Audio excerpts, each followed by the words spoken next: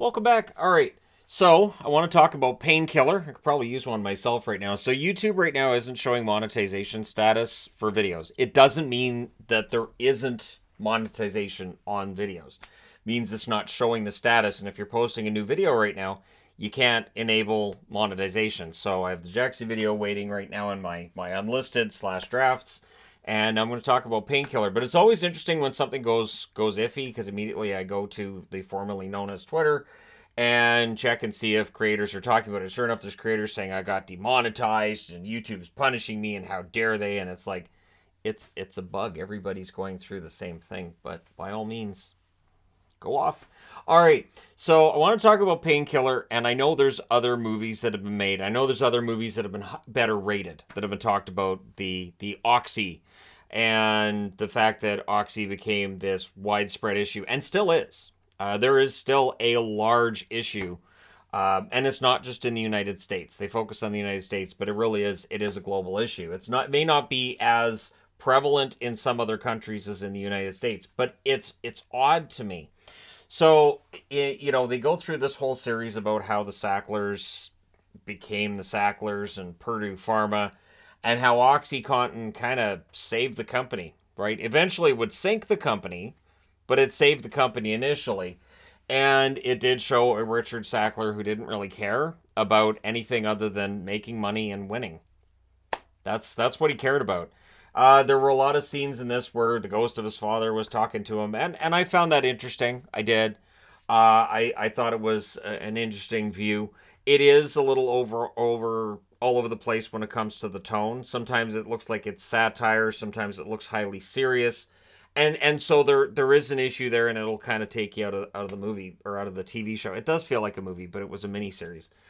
6 episodes, and would I watch it again? No. Would I recommend people watch it? Yes. Good cast, solid production. Matthew Broderick, I think, knocked it out of the park as Richard Sackler. I did have to look to and see how accurate it was, and there's some accuracy there, but there are some sensationalized parts. They show these young ladies who were helping to get doctors to prescribe higher dosages. So it wasn't about the pills.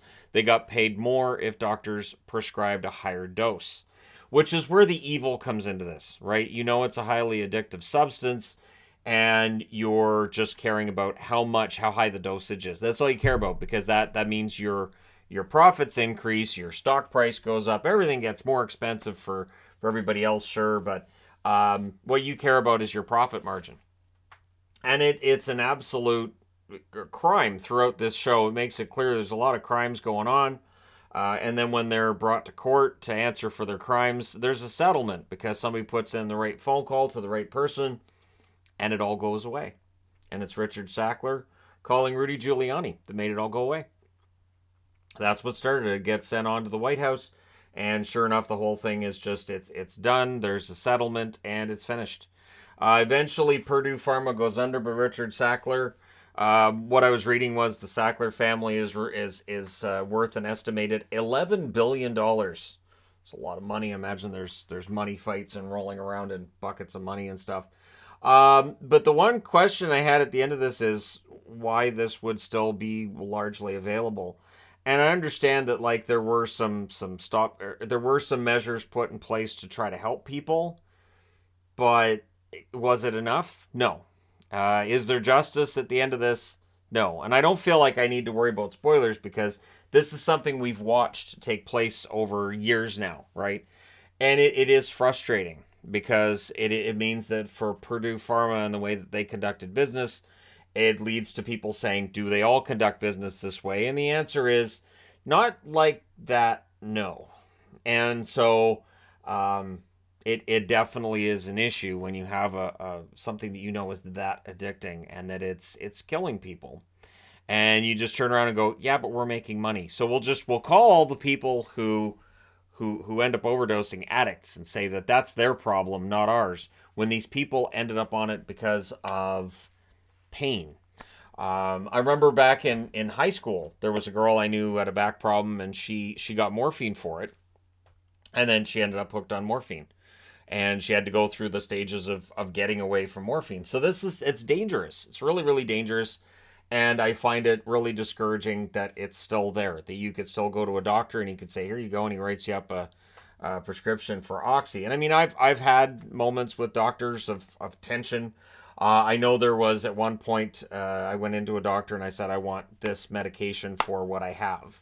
That I had gone through actually a medical book that my grandmother had on different medicines that work. And I said, from what I've been reading, this works and it's cheap. At the time, I didn't have very much money. The doctor said, well, no, I want to prescribe this. And I said, I have a bad reaction to that drug. I've tried that before and I don't do well. I'm going to miss work because it's going to make me really sick. I can't afford to miss work. If you give me this drug, I'm not going to end up sick. And it's cheaper than the one you're trying to give me that's going to cost me more money too and missed wages. And so eventually the doctor kind of, and he did write me the prescription and it worked. The and I'm not talking about like picking a drug that is not prescribed for what I had. It absolutely was. I had looked all that up. Like that's the preferred prescription, but I had a doctor that didn't want to give me that. He wanted to do something else. He basically said, well, that's kind of after this one doesn't work, I would give you that one. And I said, well, let's just pretend that one doesn't work because I'm allergic to it, which I am, and you'll give me that one. So I understand when people complain about doctors and people complain about various medicines and stuff, but I think Oxy being on the market and the fact people still get it, while we're still having an argument about whether or not certain drugs should be legal that are not anywhere near that addicting, do not cripple your life, do not ruin your life, do not ruin the lives of others, I find it weird. And when the argument is, well, you can't use that and drive, well, we already have that with alcohol. And there's no talk of banning alcohol, thankfully. But you know, alcohol in and of itself causes a lot of health problems and definitely shortens lifespans for some people. And yet, you know, it's out there. So I just find the whole thing weird. I really do. When it comes to what is or isn't legal to sell. And of course, that's when you get into that whole, you know, who controls that information, who controls all that. But Painkiller is an interesting show. I would absolutely recommend it to people. It is, again, totally all over the place. There are moments where it's kind of ridiculous. And there are some storylines that don't have a resolution to them because life kind of works that way. So while in Jexy, a movie that's completely not or completely fiction, it's okay that there's some stuff that's not resolved, I guess. But the amount of stuff that didn't make a lot of sense was a problem. In this one, it's a lot of nonfiction mixed with some fiction as well. It's something I was talking to Yvonne about because she was talking about, well, don't they have to pay for this and pay for that? And I know that if they tell a person's life story, but if they change enough of it, that it then becomes their own personal work, they don't have to worry as much about copyrights and as much about all of that stuff. So, interesting miniseries. I'd be interested to know your thoughts about this. And again, um, I have no idea. I mean, it was allowed onto the market as just in general. It was already on the market, but it was marketed differently, and it was approved through corruption, and it's still available via corruption. And so that's definitely a problem. It's absolutely a problem.